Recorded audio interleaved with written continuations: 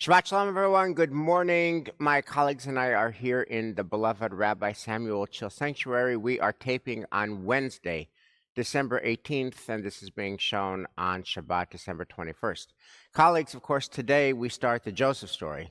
And as I was reading the Joseph story and thinking about it, there was something about it that spoke to me in a very powerful way this year, which is it speaks to a truth that is human. It speaks to a truth that is universal. It speaks to a truth that literally 100% of us, human beings, will encounter, which is the primacy and the power of today over yesterday. The power and the primacy of recency bias. I think that the most poignant expression, and all of us have seen this with so many of our families over the years, and all of you who are following at home will know this from your own families and your own lives, is that your beloved mother or father had 70 or 80 great years, and they were amazing, and they were alive, and they were robust, and they were vital. And then they had a hard, long slog of a last chapter. Could be cognitive decline, it could be physical decline, but the last 2 years, the last 3 years, or Alzheimer's, the last 5 or 7 or 10 years, were really hard and really long, and they just can't remember what it was like, what their mother was like. They can't remember what their father was like before they were sick. And that recency bias is true in all areas. In other words, politically, we've just come through a season. What matters is the cost of eggs today, right? It's the economy stupid. I mean, that's in every election. It's the economy stupid. It's the price of eggs today. We know that in sports, that a team could have a very rich and historic tradition of winning many, many years, but it's how the team is doing today that governs how the fans are feeling today. And that is in the Joseph story, of course, with the 7 lean years that swallow up the 7 fat years. And there's 2 verbs that I think orient the story, the words swallow up and the word store up. The problem is that bad swallows up the good. The problem is that the lean cobs of corn swallow up the good cobs of corn. And the answer seems to be, and both in Joseph's narrative and also in a prayer, which I'll show you from the Shabbat Alive Siddur, I've always loved this prayer, we'll look at that, is you store up good during the good for the times when it's no longer good. And I'm wondering whether store up is an adequate response to swallow up. So let's thank God for the gift of learning Torah together. Baruch atah Adonai Eloheinu melech haolam, asher kiddushanu b'mitzvotav v'tzivanu la'asok b'divrei Torah. Va'arevna Adonai Eloheinu et divrei Toratcha b'finu u'b'fi amcha beit Yisrael. V'niyah anachnu v'tzatza'enu v'tzatza'ei amcha beit Yisrael. Kulanu yodei shemecha v'lamdei Toratecha lishma. Baruch atah Adonai hamelamed Torah li'amo Yisrael. Baruch atah Adonai Eloheinu melech haolam, asher bachar banu mikol amim, v'natan lanu et Torato. Baruch atah Adonai noten haTorah. So, Eliza, I'm going to wonder if you would just read, pick up, Pharaoh's given Joseph the dream. We all know the dream. And here comes Joseph's answers. And start reading with verse 29. Verse 29. Immediately ahead are 7 years of great abundance in all the land of Egypt. After them will come 7 years of famine, and all the abundance in the land of Egypt will be forgotten. As the land is ravaged by famine, no trace of the abundance will be left in the land because of the famine thereafter, for it will be very severe. As for Pharaoh, having had the same dream twice, it means that the matter has been determined by God and that God will soon carry it out. Okay, so I just read this slowly in honor of Rabbi Shahiel, who taught us to read slowly. They have so much good, so much grain, so much food, so much amplitude in the 7 fat years. And we know that from the story because Egypt is able to fill the granaries with plenty of grain that will hold them. But when those 7 fat years are over and the lean years kick in, no one can remember the good years. And that's it. That's just so I want to just it's what have you done for me lately? And I'd love to just what comes up for you when you encounter this? How do you explain it? How do you feel about it? Where do you see it? What do we do about it?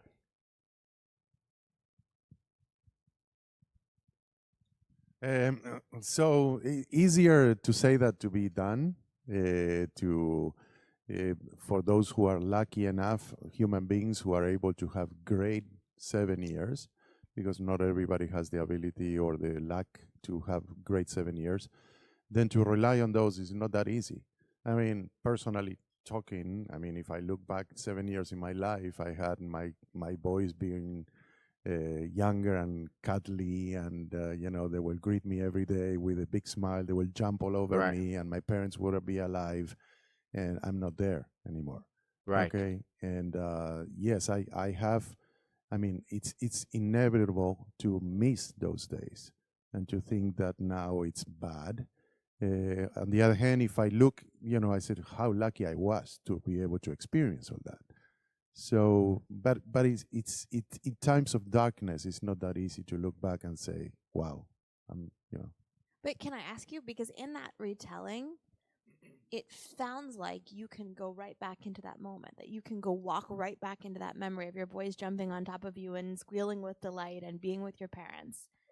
So it sounds like that's not forgotten to you. So it makes me wonder, what's the distinction? Like, what's your experience that enables you to hold on to that goodness so that you can like walk right back into that memory today versus not being able to hold on to it?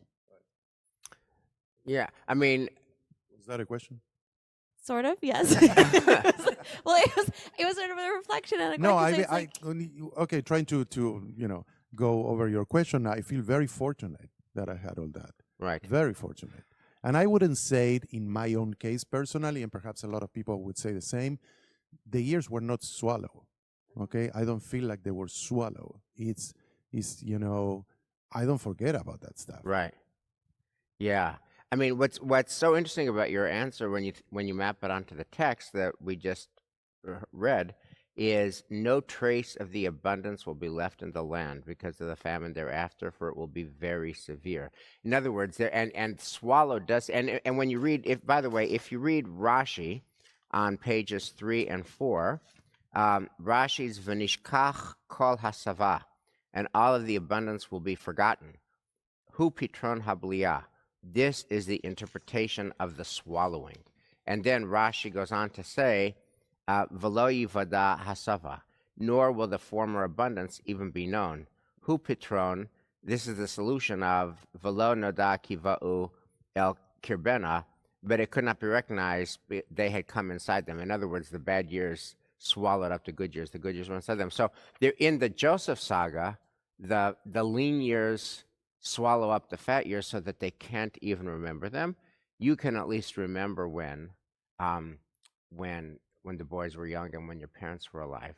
It's interesting, we live in New England, and a little football nerd thing, but the Patriots are the most successful franchise in the history of the NFL. Just statistically, they won 6 Super Bowls. The only other team that won 6 Super Bowls is the Steelers. So they're tied for the most successful ever.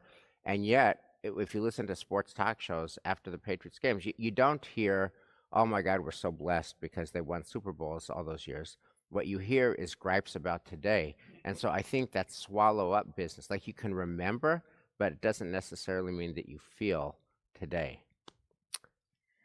it's interesting coming at this today because last night JCRC was here and there was a whole program in our building that brought together all different religious communities across Massachusetts to think about supporting migrants and refugees today. And as part of the conversation, I believe it was Reverend Laura who was sharing a story about migrants that her church is supporting. And these are people that have been through incredibly difficult times, who are really in dire straits, who continue to struggle, who are really working hard and just to survive, just to build a life. And they said to her, I know that God exists and God will bring us through. And her response to them was, from anyone else, I wouldn't believe that, but from you, that feels like the word of God. And it's just an interesting, that I think the question for me is that's alive today is what enables us? Like, what's the difference between getting into lean years where you can experience God, where you can remember those memories, where you can have that sweetness. And then what's the distinction between moving into lean years where you lose all of it?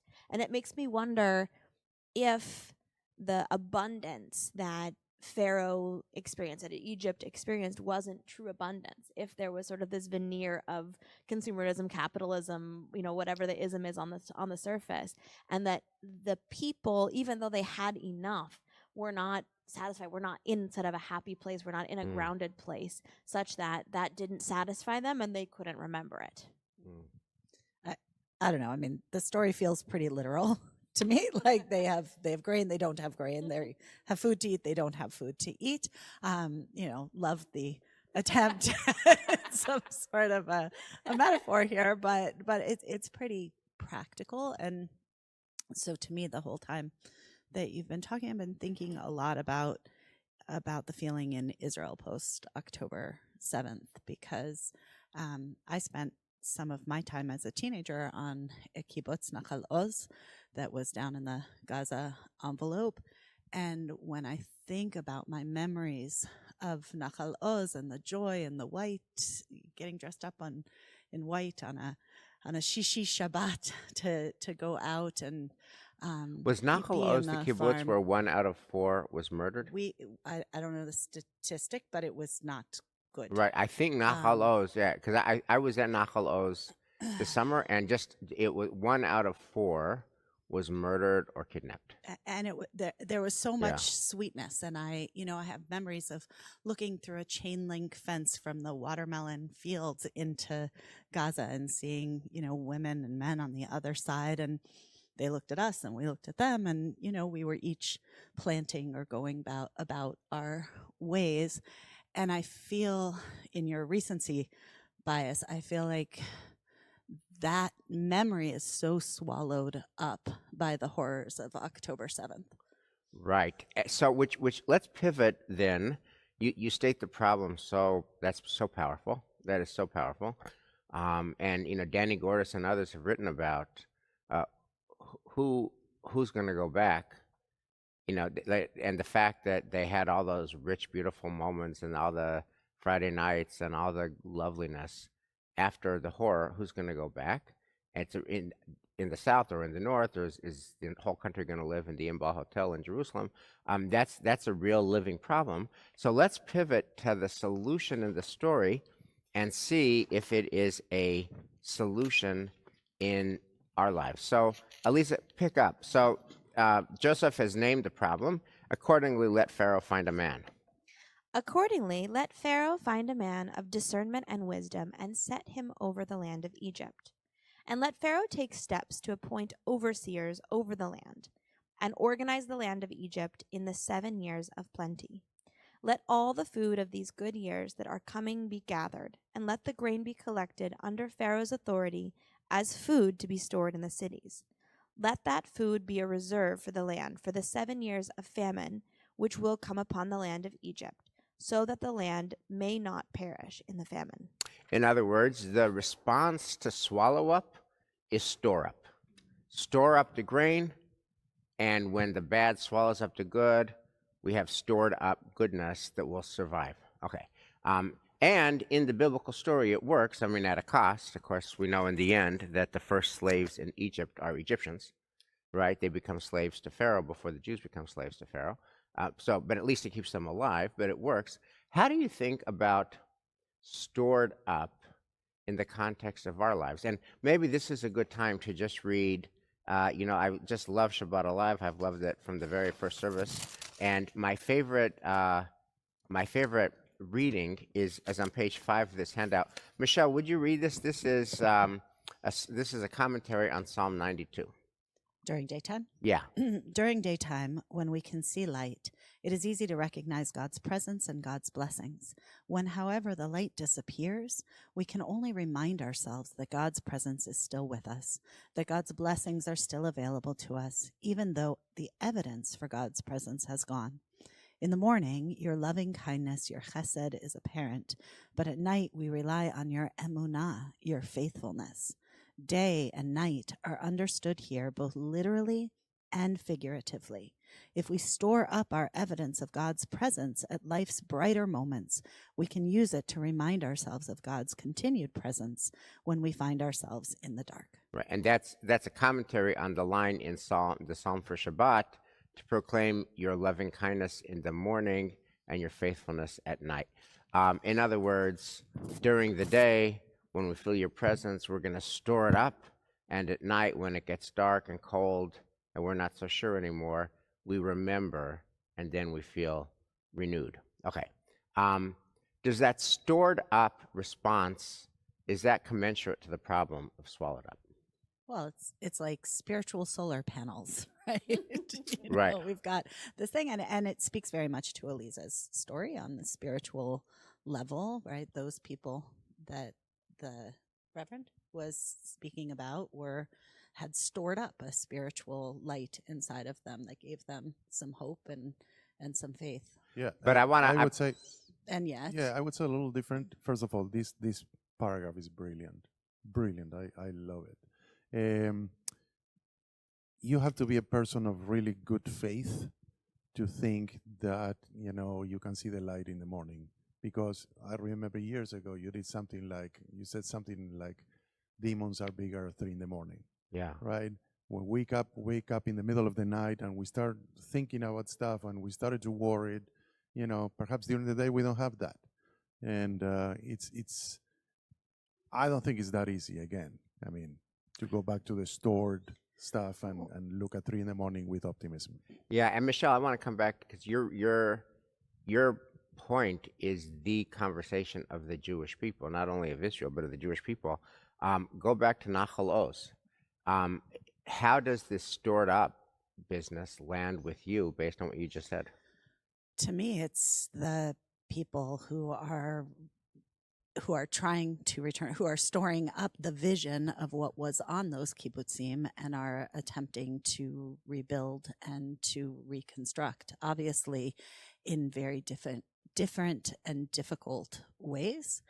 But that there is a sense of trying not to lose the beauty and the mission. And yeah, I think the reality is that those places are forever changed.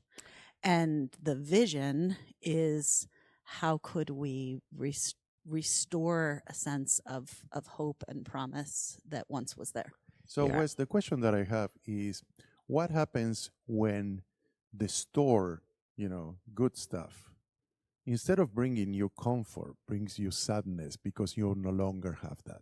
Yeah, and I think that's just so real. So thank you for that question, Elias. I think that question nails it. That's a $64,000 question. In the case of hungry Egyptians, where, to Michelle's point, they had grain, they don't have grain. The stored up grain gives them breakfast, lunch, and dinner. It's not ideal, but it's better than dying of starvation. Okay.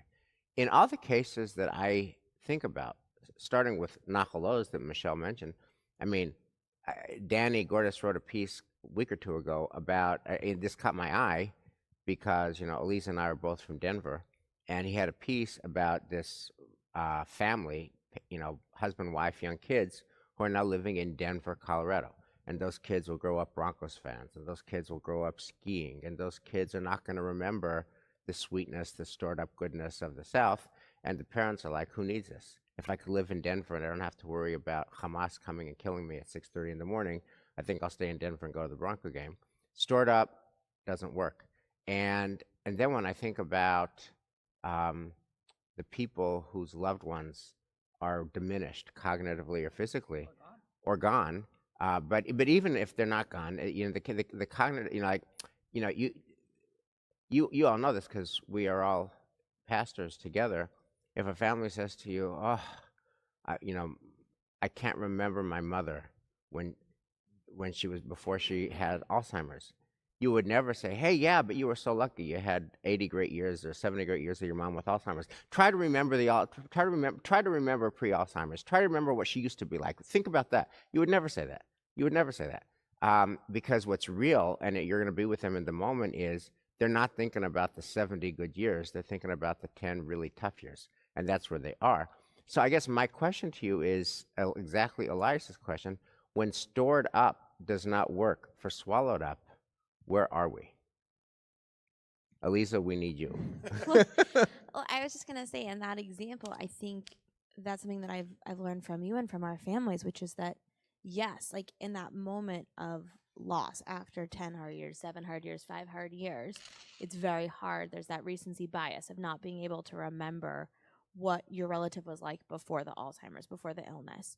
But then you fast forward and you give it some time, and then you have the ability to go back and access those memories.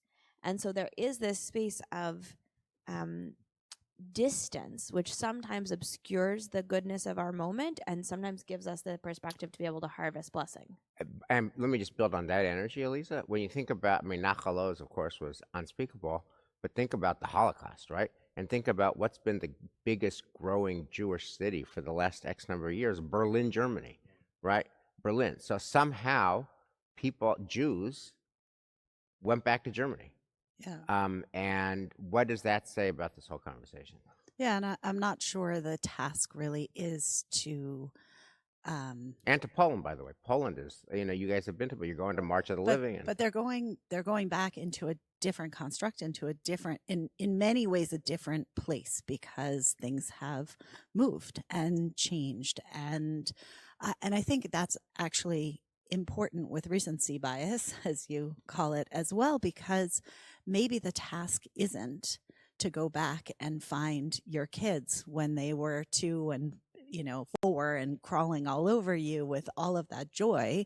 Maybe the task is to carry that memory with you in to meet them now as they are in their teens and 20s. And the same thing with our parents. Like, maybe it's not that we're meant to go back and remember that parent before Alzheimer's, but to ask, what is the meaning of this moment? What can I make beyond this moment in light of all of those beautiful memories that I've had that can help me build what tomorrow looks like?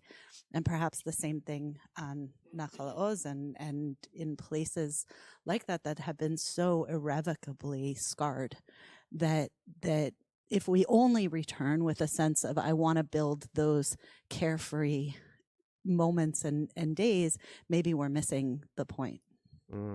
I think that's so important, Michelle. I really, really like that. In other words, and as we wrap, the problem is swallowed up is so powerful.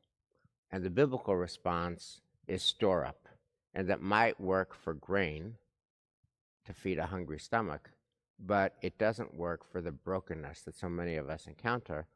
And the real response to swallowed up is not store up, it is to step up, to clean up, and to show up in a different way. Step up to this present moment, clean up what you learned was not working, and then show up differently to our new reality. Shabbat Shalom. Shabbat Shabbat shalom.